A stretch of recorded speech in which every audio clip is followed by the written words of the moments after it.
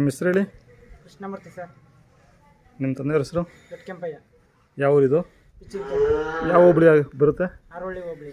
ಆರೋಳಿ ಹೋಬಳಿ ಬರುತ್ತಾ? ಕನಕಪುರ ತಾಲೂಕು. ಹಾಂ ಎಷ್ಟು ಸಲ ಆಗಿತ್ತು ರೀ ಸರ್? ಇವಾಗ 4 ಬಿದ್ದಿದೆ. ಎಷ್ಟು ದಿನದಿಂದ ಇದೆ ನಿಮ್ಮ ಮನೇಲಿ ಇದು? ಇವಾಗ 1 ವರ್ಷ ಆಯ್ತು ಸರ್ ತಂದು. ಎಲ್ಲಿ ತೊಗೊಂಡಿದ್ದು? ಮಾಗಡಿ ಹತ್ರ. ಯಾರ ಹತ್ರ? ಗವ್ಯಪ್ಪ ಅಂತ. ಗವ್ಯಪ್ಪ ಬರ್ತಾವೆ ತಂದು ಸರ್. ಹಾಂ ಹಾಂ. ಗಂಗನಾಥ್ರಿಂದ ಅಲ್ಲೋಗಿತ್ತಾ? ಅಲ್ಲೋಗಿತ್ತು. ಹಾಂ ಹಾಂ.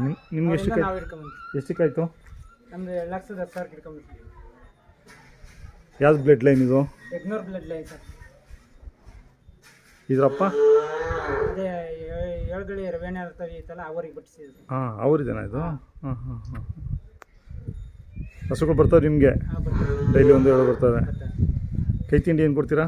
ಕೈ ತಿಂಡಿ ರವೆ ಬುಸ, ಹಾಂ ಹಾಲು. ಹಾಂ ಹಾಂ.